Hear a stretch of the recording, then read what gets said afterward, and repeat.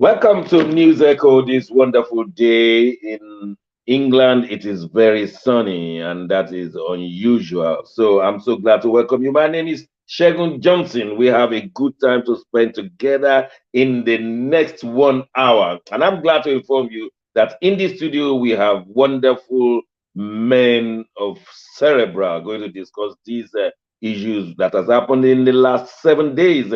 In the studio we have Dr. Osita Anyemeka, all the way from Abuja, Nigeria. Dr. Osita, you're welcome to the program.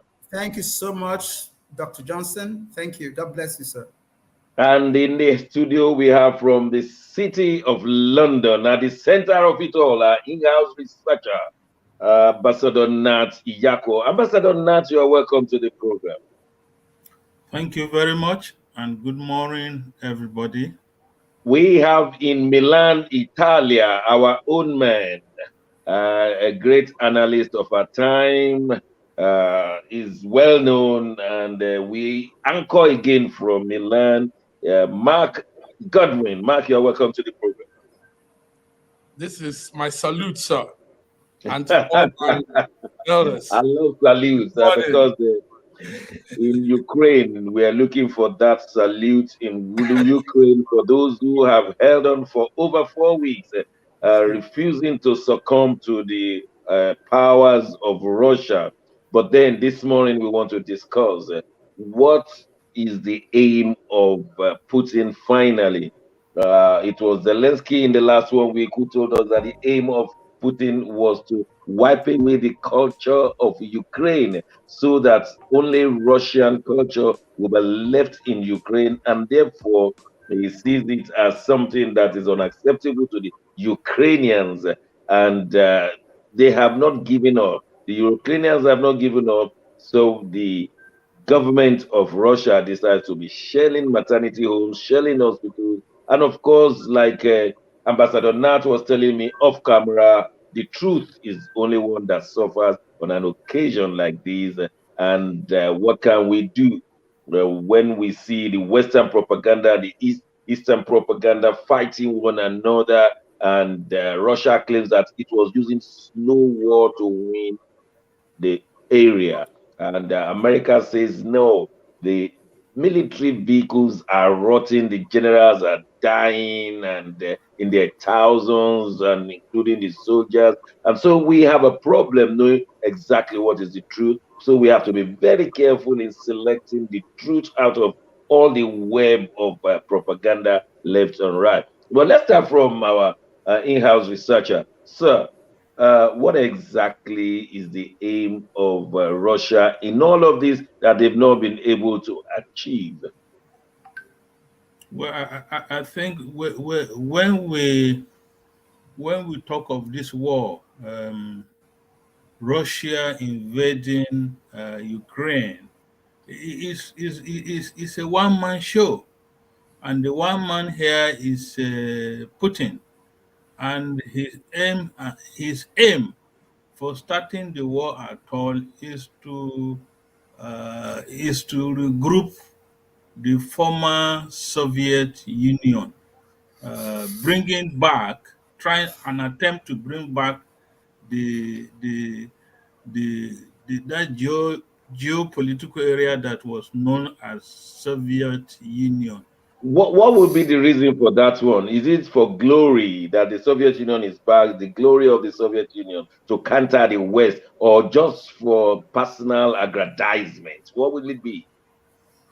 Well, after the fall of the Berlin Wall in East Germany, the KGB officer on the spot that day was Putin.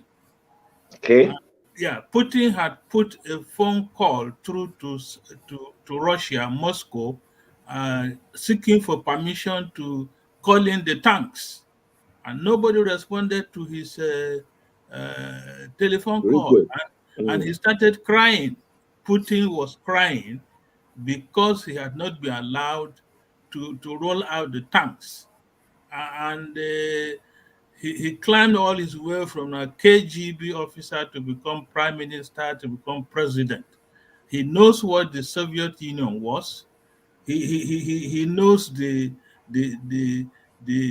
enormous power that the president or the prime minister of the Soviet Republic could deploy. And here he is now being caged in a small area called Russia Republic. And he has had these dreams. Not It didn't start today, it started almost 14, 15 years ago, to recreate the former Soviet Union. And he, with this thoughts in mind, and with that as a project, thinking he could take a walk through Ukraine, and that was the end. Maybe So are you saying that whatever the surrender that Zelensky will do in the negotiation, it will never appease him? it will never, because it will have meant that Ukraine has won a war against a superpower, the Soviet Union, with their tanks. And the last thing Putin would take is to be humiliated and sent packing back to Moscow with body bags, with his tanks stocked in the soil of Ukraine. He wouldn't want to see that happen. And the two options is either going to deploy the chemical and biological weapons, or the atomic bomb. What's it called now? Nuclear. Mm. He might get nuclear, or get assassinated, or commit suicide. All the options on the table. Let me Yes. ask Dr. Osita in Nigeria. Uh, Putin and Russia, they have Belarus on their side. They have Crimea on their side. They have Donetsk on their side. They have Luhansk on their side. Why is it important to take Ukraine as well, when Ukraine, in terms of military balance, is nothing to Russia? But now we have even seen that some Russian military vehicles are just nothing but bolekaja. They can't even move in the face of the challenges. So what is Exactly. this? Where are we going to here? Exactly. Just like the ambassador said, USSR, the Union of the Soviet Socialist Republic, is important to Putin for two reasons: the size and the might. We are dealing with a man who believes in superiority of strength, no matter what type of strength it is. And it has been there. He started as a kid KGB chap. This guy has been in power all his life.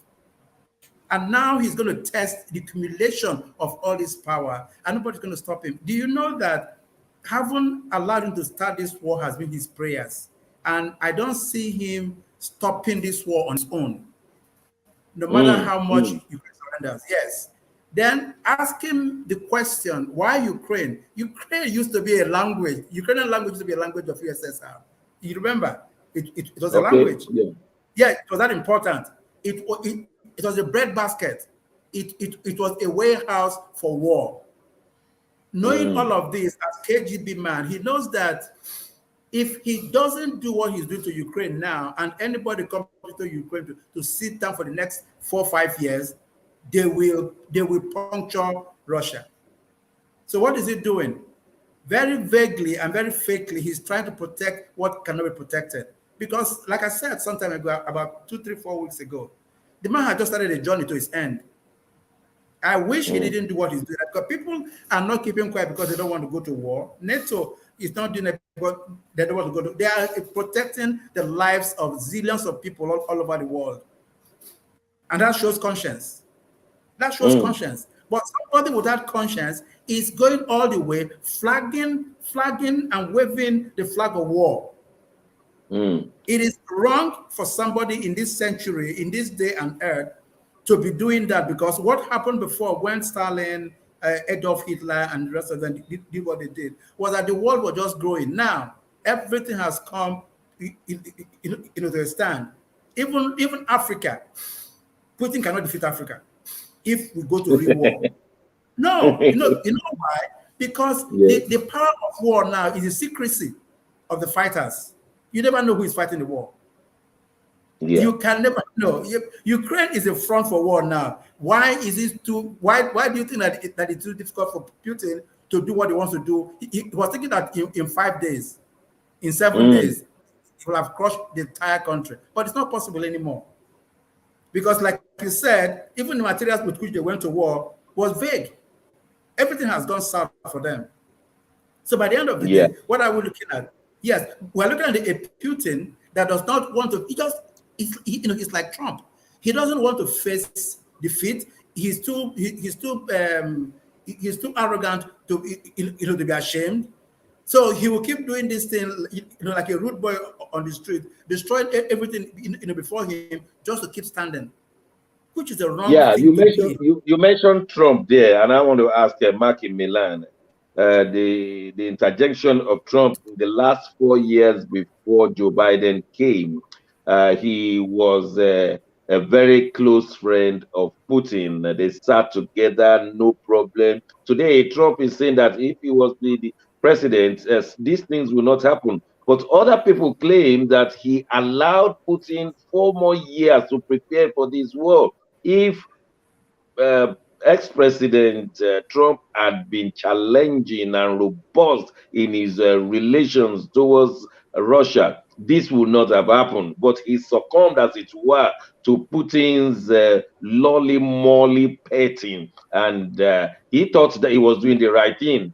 But he has given Putin a long time to now put so many things in place. How will you rate Trump's ranting today that yes, when I was there was no war, but when he was there, others could argue that he allowed Putin to increase? Yes, thank you very much, Dr. Shagun. Good discussion going on. Yeah, that's the problem in suppressing and putting things under the carpet. When a situation is before our face, in fact, even as individuals, as organizations, as a people, we need to face it. Trump was able to he was able to suppress the Russians and put them under his check, but it has exploded because the man Putin studied 3 major things. Number one, who was the man in the White House who came in? He noticed the man in the White House wasn't very, very articulate enough. Number two, who is this little boy, comedian turned politician in my former Soviet Union? In my backyard. In my backyard. And like Dr. Osita said, Ukraine has a lot, actually. Ukraine is not just a small country by the backyard. In fact, we found out that even the gas, this gas we're talking of, the major gas hub for Europe is there in Ukraine. And yes, and Ukraine is also a big country that manufactures and has so many natural resources that the world needs. So Putin also needs them. Russia needs those things, and he needs to have it in his own, under his control. So yes, Trump was able to suppress Putin to an extent, but it has blown to our face. Now, coming to some new the updates, Ukraine is making some efforts. They have gained back Kiev. Yes, as at yesterday, Kiev is about 75% in their own control now, Ukrainians. Then Putin now is taking the war to the sea. The war has gone to the sea now. He's bringing some machines underwater. And you know, Russians are very good with these submarines. Yes, they are good with it. The other thing is Belarus is trying to join the war against Ukraine. Putin has been able to convince the Belarusian prime minister to... But did they need convincing? The Belarus, did they need convincing? I thought they were on the side of Russia anyway. Yes, they've always been inside Russia, but you know, he needs to really give them the reasons why. Also, the army, Putin has lost his generals. As at now, we have 6 generals, 6 high command generals that are dead, and the Ukrainians took them away like cockroach. You know. And So how about the two generals that were arrested? Have they been released? What do we know of them? Yeah, they are still held with the Ukrainians. The city Mariupol, the major city, actually has been completely ruined. So that's a gain for Russia. Mariupol, in fact, Zelensky said Mariupol now looks like Armageddon. That was how he described it, that it's completely ruined. So there was heavy counteroffensive, heavy offensive, heavy bombarding and all that in Mariupol. And also, we have so many other good news. Somehow, the Ukrainians have been able to try counter-attack so many of the offenses that have come on them. And they are taking back some areas, but they are taking them back in ruins. So this is what is going on presently in the war on Ukraine, Russia. Thank you very much, Mark, for the update. Let me ask Ambassador Nat. We saw that Zelensky has spoken to the British Parliament with a standing ovation, has spoken to the American Congress with a standing ovation, has spoken to Knesset, the Israeli Parliament, and with a lot of ovation. What are the diplomatic implications of this? Zelensky becoming a superstar within the history of Ukraine / Russia, isn't it? Yes. Coming from the entertainment industry as a comedian, he was a superstar there. So he was just being attempting to become a super president of Ukraine. And comedians know how to put across messages in a very strategic way. And diplomacy, I mean, this type of shuttle diplomacy is doing is very important when it comes to war. Individual countries, even though they may know what is going on, but when the president speaks to you, the parliament of a country, those countries Dr. Johnson has mentioned, you can add Italy there, you can add Germany there, and these are these are the homes of democracy, especially Western Europe. Honestly, Ambassador, I'm not particularly surprised at his speech to the Western world, but to that of Israel. What implication does that? Because he's of Jewish origin, and the Jews never lost a war.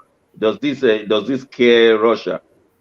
Yeah, it scares Russia because you know the number of Jews that left Russia to go to the Russian Jews who left Yes. to Israel. There are so many, there are still many Jews in Russia as we speak. Not even to talk of the Ukraine. You remember Dr. Sita said you don't know who is fighting Ukraine. Those are the people. Those are the people fighting. The Israeli intelligence is there. The U.S. intelligence is there. Some Western allies have sent even soldiers to fight alongside with Ukrainian army. And so this is the thing. Mossad is I mean, wherever you have um, intelligence to its best, you can be sure the Israelis are there. All right. Yeah. Let me just stop it there because there are so many issues we want our listeners and viewers to get information today. So we'll just leave it there until next week on this issue. Yesterday, Mr. President of Nigeria was there in Lagos to do two major things. But before we go into that, Dr. Sita, the PCR test in Nigeria has been suspended, especially if you are double jabbed, and many people have predicted that they will never stop it because of the money they were receiving from it. Before they were taking 54,000 naira, when people shouted and they reduced it to 45,000 naira, But now, if you are double job, leaving America or UK for Nigeria, you don't have to pay a penny and you don't have to do a second and 7-day testing. But if you are not, then you are still expected to have a locator form to pay for it, 45,000 naira. What informed the Nigerian government? I think it's global pressure because even as you speak now, when you're leaving Nigeria too, those conditions don't apply anymore. Like you said, if you're double jab, I have my second vaccination, and I was waiting for the booster jab in June. But I called the health center at Guarimpa, where I did my first two. They said no, that once I can show proof that I have the two, that I'm good to go. So I said, Yes, fine. but the issue is not whether you have two or not. The issue is you want a booster jab. You are not just doing it for travel sake. You are doing it to protect yourself. I need to inform them. For me, exactly. So the point now is that, okay, Dr. Johnson, you were in Nigeria for a very brief period. Nigerians don't want the jab. That is the fact. That is a fact. So anything that will make them not go near where the needle and the vaccines are is good news for them. That's what I'm saying. Is there any reason why Nigerians don't want the jab? I mean, we're talking of the 95% Nigerians, because I know the upper crust, they have gone to take it. They don't want to die. Those who are in money. They even invited the jab to their homes and to their offices and made a public show of it. Fine. Yeah. But for those of them who don't want, they have so many reasons. They don't trust anybody anymore. They're actually saying, people in the South will say to you, how you sure say these people for not, as Fulani cattlemen, no kill us. They wanted injection kill us. These are all stories. But nobody has been able to say that, there was polio, there was meningitis, there were all this and this. Vaccines helped us to keep them at bay, even HIV/AIDS, Dr. Johnson. So what we're saying is that for those of us who understand it, there is no way you will feel less safe without a jab. There's no way, because it tells you that at least you're ready to fight it if it comes. But what has happened so far is that this issue of making money out of the process became a smear, really smear. You will not hear it said openly, loudly in the country, but elsewhere it was a torture. First, people are not coming to Nigeria anymore. We're not coming. Like you stand here now, very soon we'll start importing Guinness Stout. People prefer to go elsewhere, produce, and bring to us. Stay where you are. We'll bring the products to you. They don't want to produce anything in Nigeria anymore for so many reasons. So for us to stay in that corner, we were driving people off the mall. I remember, like I told you one time on this program, when I worked, with the office of the special advisor to Adesina as Agri Minister, he had raised 5.63 trillion promises of investment before Jonathan left. As after Jonathan left, 6 months, 9 months into government, every other investment promise left. So we are not the country where people are in a hurry to come to. And then we continue to do this, we had an opportunity, to do better. We continue to do this thing with the vaccination thing. So I guess what has happened was that for those of them who traveled a lot, they would have seen the impact this was having on us. Okay. If every other country, it's a welcome development. Sir? It's a welcome development. Oh, yes, absolutely. I mean, I have been so happy about it because the kind of work I do, invites people into this country. And that is the kind of thing that we're all looking forward to. Oh, thank you very much for that. Ambassador Nat, you watch the Terminal 2 open commission by President Buhari yesterday, and you also watch the Dangote refinery. What would you like to tell our viewers? How did it go? Well, interestingly enough, the Dangote fertilizer and refinery launching was taken over by politics. How do you know? No, it was taken over by politics because the hall was filled by politicians. I spotted Senator Abla Domo there because he wants to be the national chairman of the APC. Everybody kept making reference to Bola Tinubu, who could hardly support himself to be present there. And the Lagos State governor just went there to campaign for Bola Tinubu. He told the world that it was Bola Tinubu who initiated that free zone thing. And then 20-something years ago. yeah, and Dangote came and latched on to it. And if you listen to the speech of the governor of the central bank, it's shameful and disgraceful and very embarrassing. And he was the only person whom I saw when he came out up to the podium. He bowed down to Buhari when coming, bowed to Buhari when he left after the speech. And the speech was all about Buhari, nothing, not even anything about the central bank. What type of setting is that? And then, the National Assembly was well represented. Were you not impressed that Tinubu was there with his frailty and situation? How well was he looking? This is what I'm saying. I wasn't impressed. The man nearly collapsed.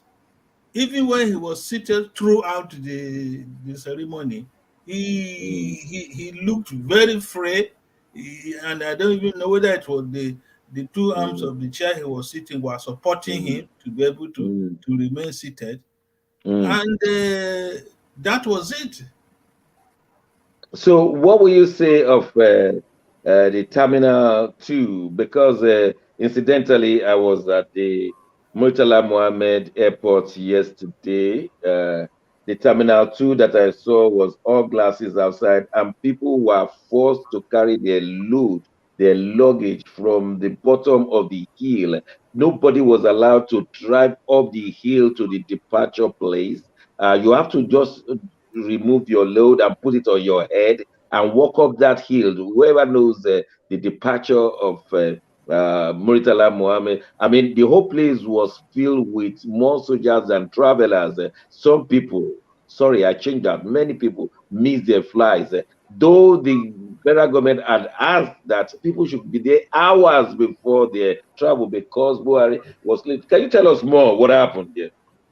Well, as for the new Terminal 2 International Lagos, I think they have done a very good job. And I think the facilities now can be compared to any world-class international airport from what I saw. But my main concern is this issue of maintenance culture. Will it be the same sparkling thing in the next 1 year, 2 years? That is the thing. And the issue of, in Nigeria, we have this, I don't know where we got this from. When the president is traveling, 12 hours or so before his arrival at that port, at the airport or in Lagos, the airspace is closed, the streets are cleared, streets are cleaned, and no traffic. But immediately he leaves town, the old habits come back. So that's Okay, the thing. thank you very much for that. Let me ask Dr. Osita, what are your immediate reactions to Terminal 2? Was it born out of statistics that we will have more users in future? Will it be, is it viable, and how will it relate with other international airports all over Nigeria right now? Yeah, good question, sir, and I love this. The point that we're all making local here in Nigeria is that yes, it has come. Yes, we spent 100 million US dollars on it. Yes, it is new now, but the fact that we are not ready as fans, as users, and as utilizers, that actually bothers me, because the issue now is that, like His Excellency said, in the next 6 months, Dr. Johnson, come back there. come back there. So the investment is worth it if only we can manage it. And I mean managing it from point of business. I have been to other airports in the world. Most airports are business centers, profit centers. By that, I mean that there is no government management service. There is no fan. There is a business unit that mans it, so that when it is being run, it is run like my business on the street, making money. And when you make money, when it's a business, you provide customer service. That's why people want to come back there. So what we are begging, sorry, Dr. Osita, do we know the kind of planes that will be landing there? Because we know that of Muritala Mohammed. Do we know the kind of planes that will be landing? For instance, in Terminal 4, in Terminal 5 here in Britain, Terminal 5 in London, Heathrow, you will know that it's only used exclusively by the British Airways. Terminals 4 and 3, they're used by others, and then Terminal 2 is mainly for Europe. So do we have any specification for this? Yeah, for now, it is unlike that. For now, so sorry. Okay, yeah, go ahead. Go ahead, sir.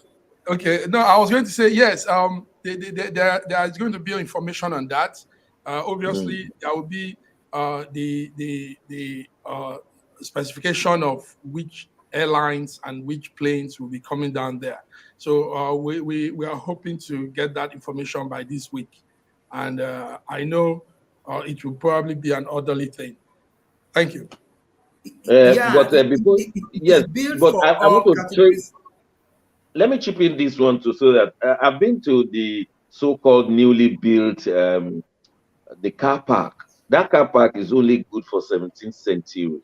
And so you're having Terminal 2, more influx of people. That car park, you have to move and turn and reverse, and before you go, you have to go upstairs to go and pay. You have to come down to come into your car. And I mean, it's nothing automated in a new car park. Dr. Sita, I don't know what, I mean, am I the only one seeing it that way? No, this is exactly the issue. You see, like Mark Milan said, they are going to categorize it, but the airport was built for all categories. That's how it is. So if categorization will come, it will be something later decided, and I pray they'll be professional about it. About the parking area, they forget that where the people who use the services park is as important as using the service itself. They forget that. Yes. Go to JFK. Yes. Go to JFK, for instance. You drive in there, you choose where you want to park based on the size of your purse. Nobody's discriminating. They just tell you park here and pay this, and then there are conditions, for using it. What we don't understand, what we don't do here is that we don't call in experts to do what has been done successfully elsewhere. We just feel that, okay, I am chairman of FAN, I am this or whatever. I have a younger, a sister's son that is coming out of University of Ibadan. Give him a job, in that new place. He goes there and he's doing what he's told to do, and the person telling him what to doesn't even know what to do himself.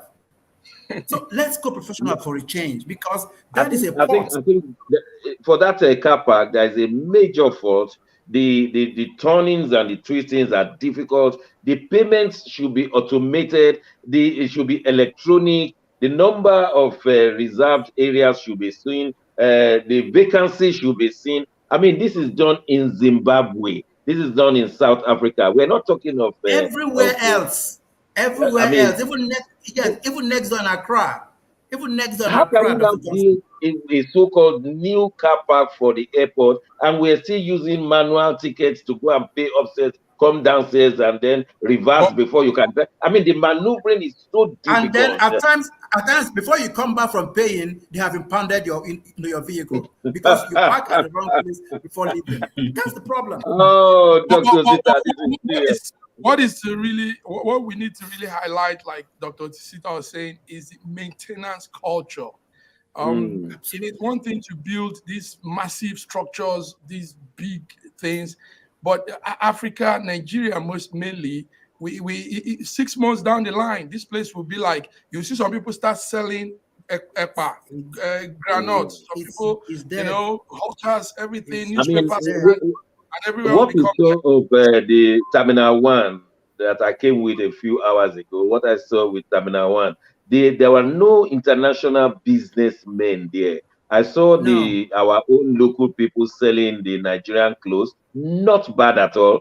But all over the world, we see when you go to Dubai, you see Next, you see M&S, you see all the international. You go to Qatar, the same thing. You go to America, you see the same kind of set of international sellers, multinationals selling it. But in our own, it's been restricted. The only one I saw was KFC. That is international. Otherwise, all other people are local people, and therefore cannot generate enough fund for the airport itself. We're talking of money here. And well, we'll just leave it at that and go on a short break. When we return, we'll be looking at the crisis towards 2023, the Almighty Party Congress. How are they faring? I mean, the APC, the PDP, pseudo dynamic party. How are they doing? And then we'll discuss something about energy crisis and university issues on Obafemi Awolowo University and what is going on. Don't go away. We'll be right back after this short break.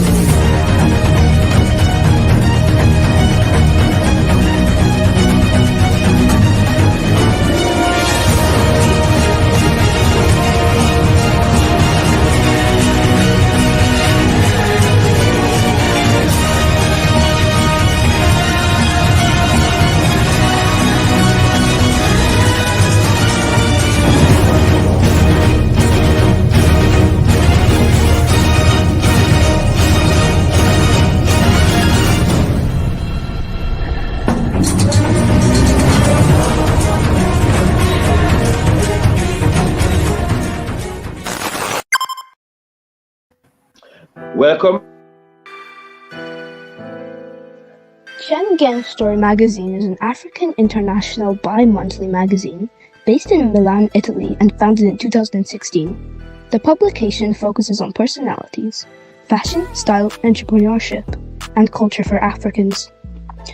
Though articles on food, movies, fitness, music, travel, sports, technology, and books are also featured.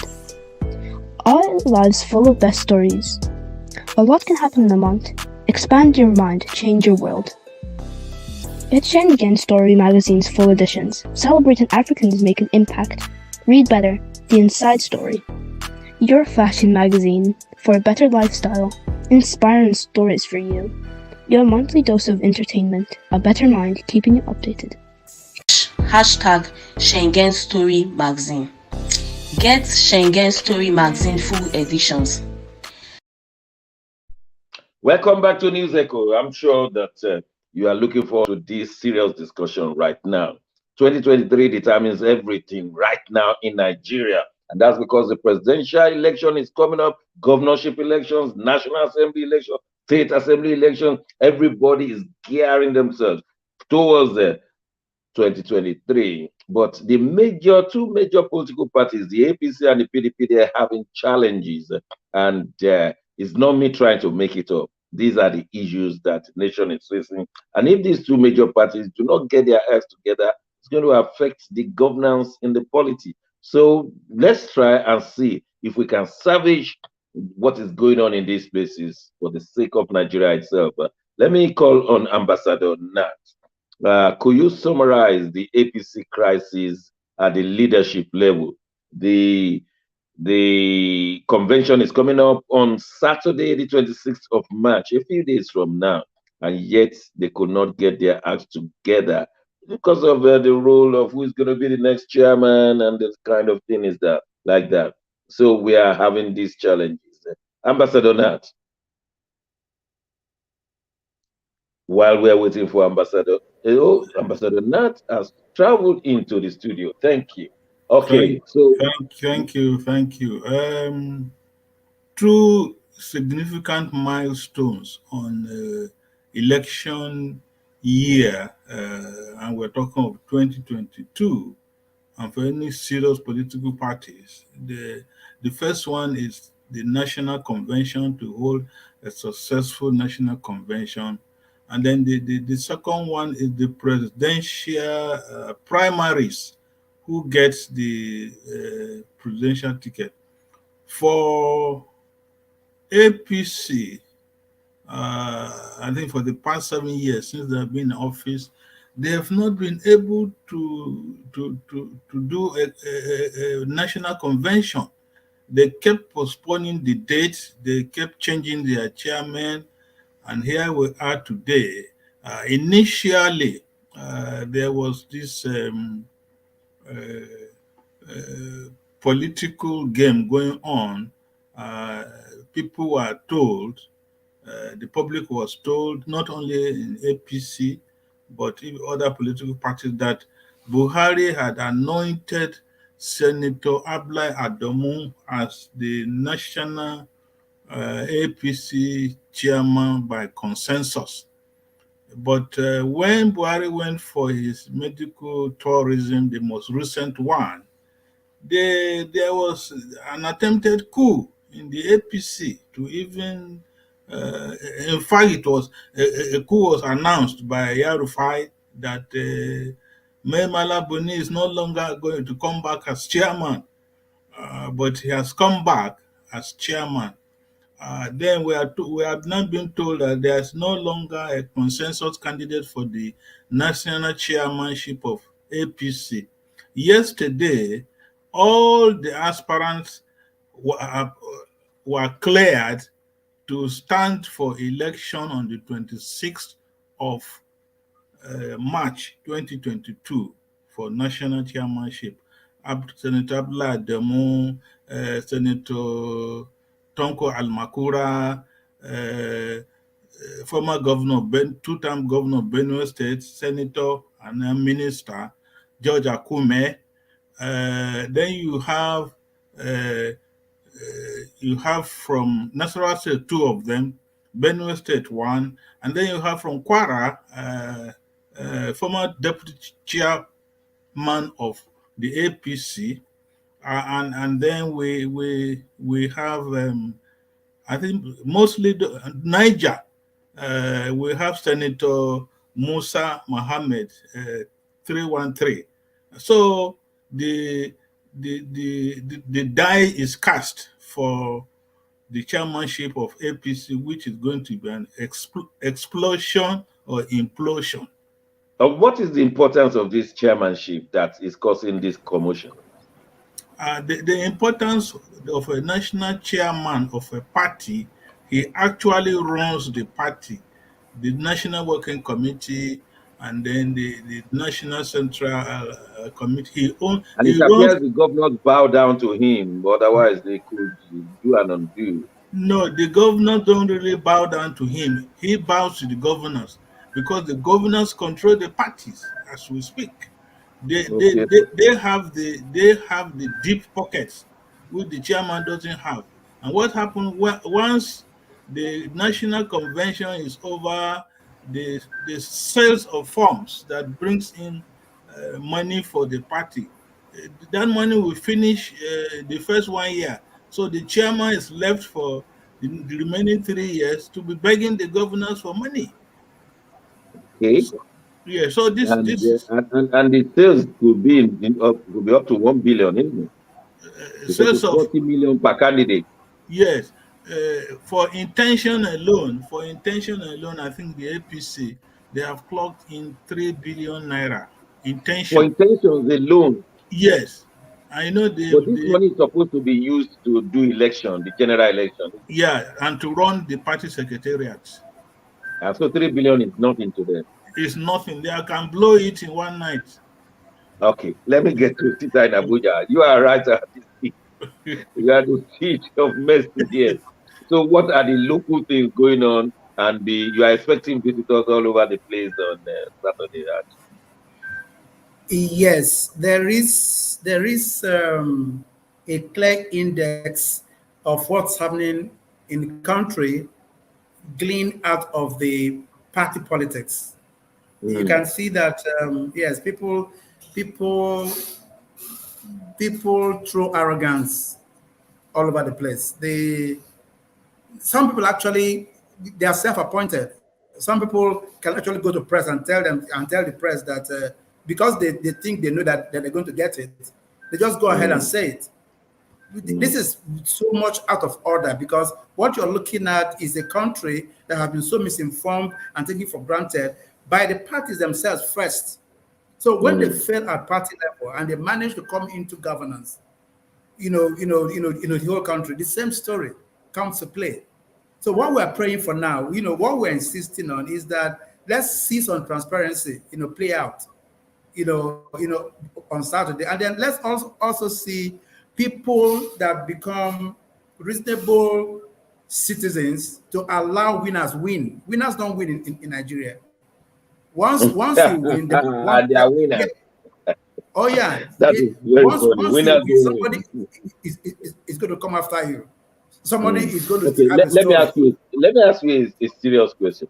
What's the role of President Buhari in this? He's supposed to be the national leader. We know Asiwaju Tinubu is a national leader. Supposed to be the national leader, and El-Rufai wanted to topple him, like Ambassador Nat said.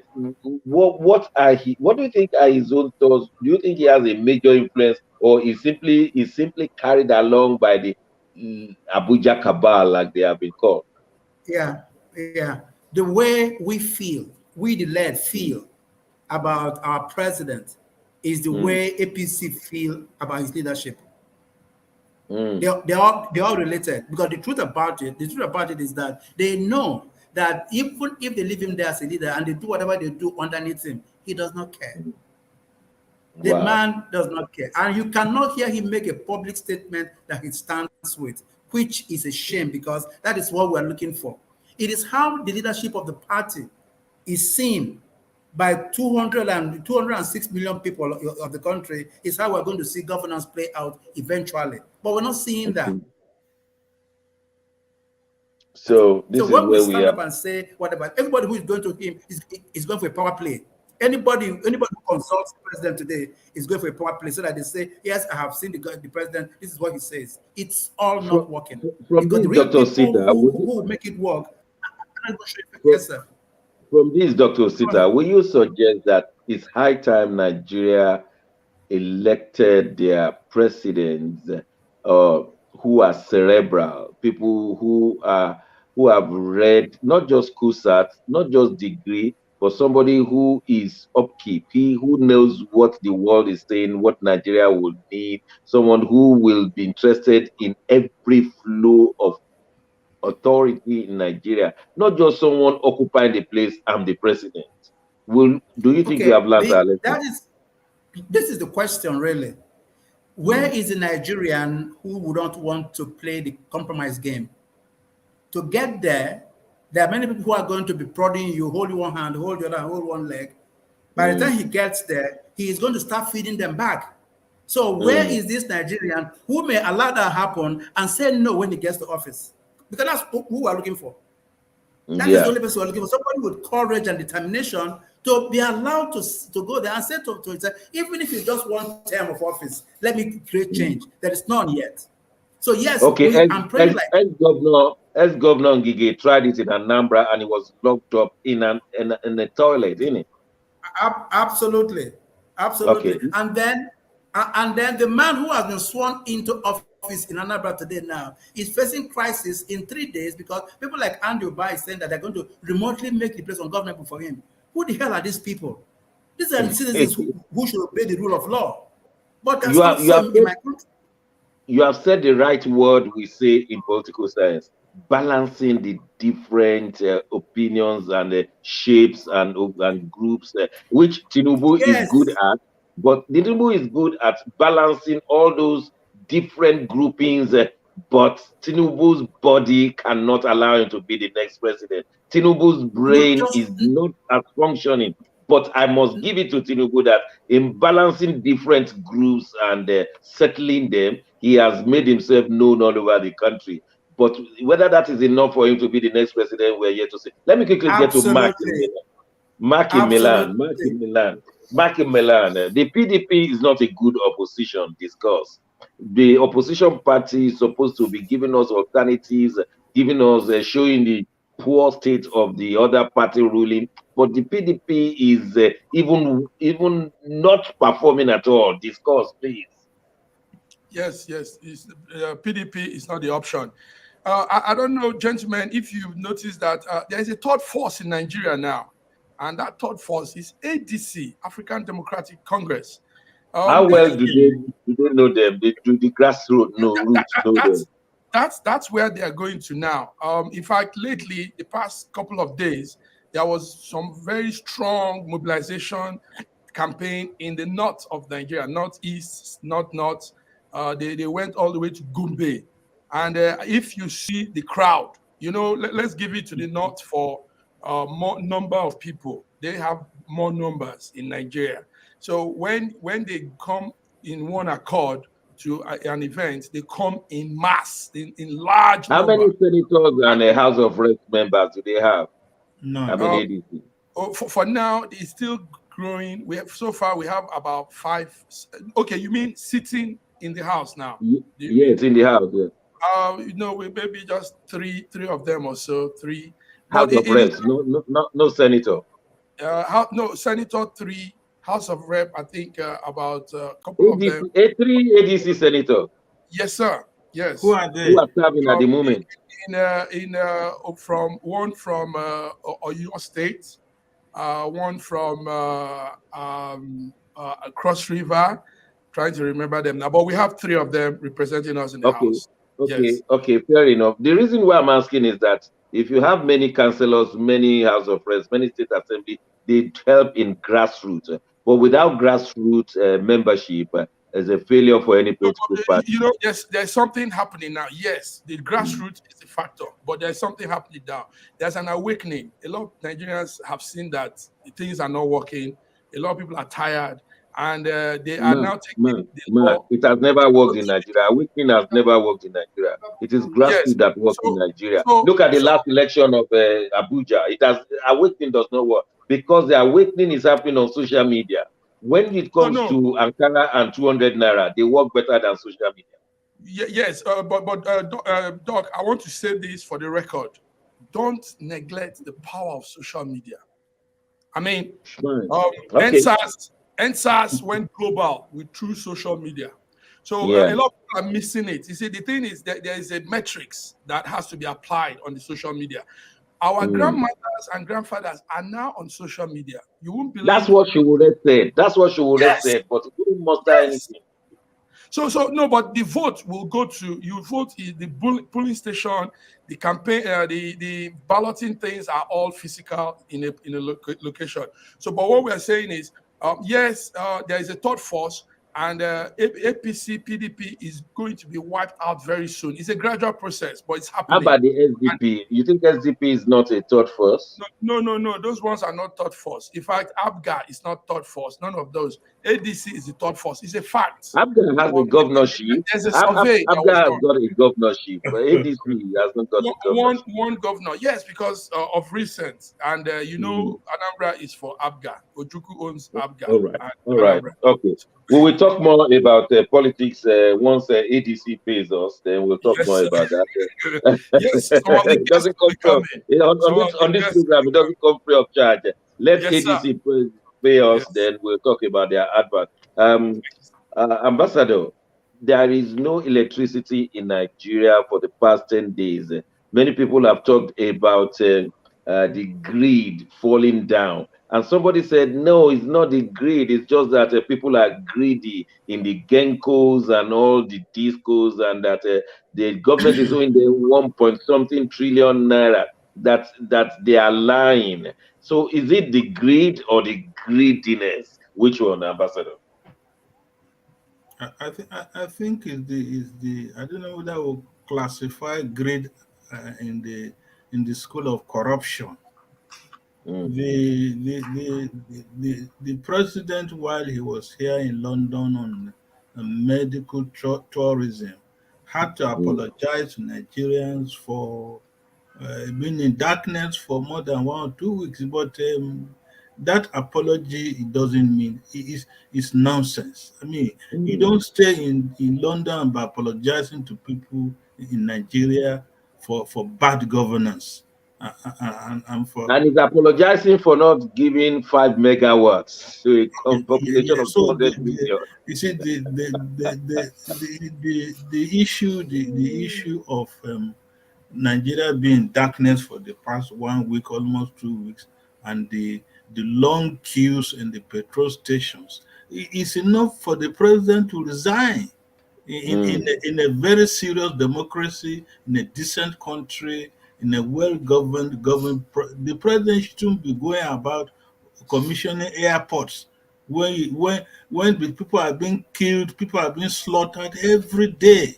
I mean, you that is what you have to show as a legacy. I'm just mindful of the time, Ambassador Nat. Dr. Let me just conclude. You see, the issue it boils down to bad governance. Simple. Okay. Yes. Yes. Thank you. In Dr. Sita, in South Africa, their wattage dropped to 40 megawatts, and the government declared state of emergency.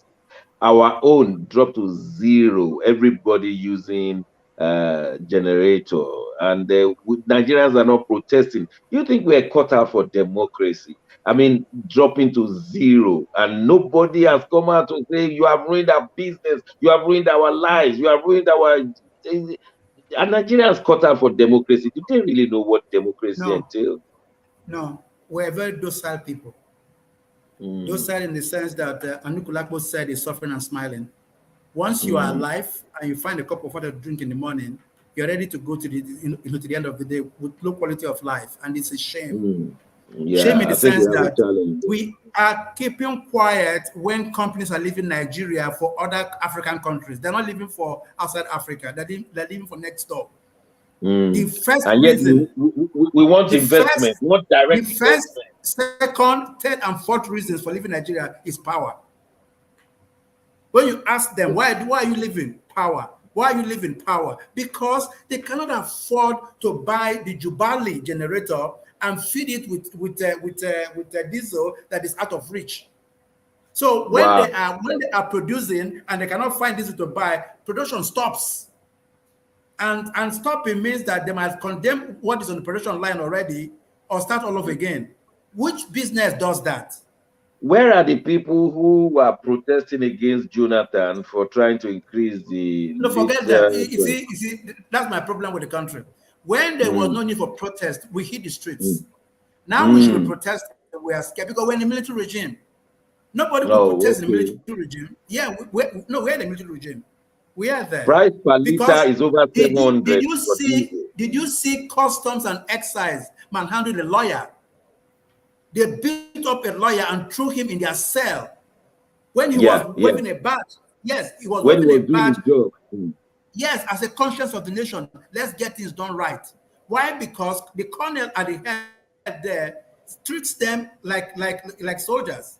Makes them understand that let's talk about the conscience of the nation. Let's talk about the conscience of the nation. At the Obafemi Awolowo University, one of the first 6 universities that highly respected, been there for several years. Now they are trying to change their vice chancellor, and a man who is not an indigene has been chosen, and since then it's been one tribal war or the other, with fetish indigenes coming to shout inside the place and saying that they're not going to accept, principally because let me just join this one. At the University of Ibadan, for its first time in the decades of history of that university, they elected an indigene of Ibadan. But it does not mean it has to be like that at every university. That was done after several decades of existence of UR, and because the man merited it. On this occasion, the only Ife indigene got number 9 position and does not merit it when his own peers looked at his result. So now they are fighting, and it has become something that is fetish, to say the least. I want to let me start from Ambassador. I'm going to give you 60 seconds each, including Mark. But let's start from Ambassador. What will you say to this development? What readily comes to mind? Is it toads for supper? Is it? University of Lagos. And if you it came to issue of visas. People are being stabbed because somebody. So that is also quickly linked with this issue of federal character. We want to represent in the academics. It is the quality of the professor and not where he comes from.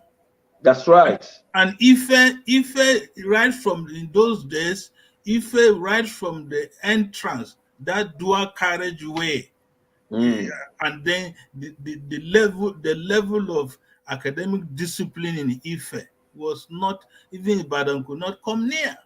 That's But right. Let me go to Dr. Osita, because we don't have much time. Dr. Osita, I understand that vice chancellors are in charge of a lot of money, and this is the bane under it that is not being brought out. Is that correct? Yes, all universities are run like states.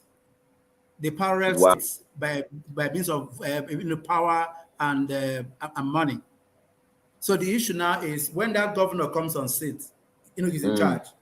Anybody he makes cohort, whatever, is good. He can actually determine who becomes a professor. You can imagine that, right? Who becomes a professor in that college. But the issue at stake here now is that if we don't do anything now about what is going on in Ife, then the last conscience, trade of conscience of this country has been buried.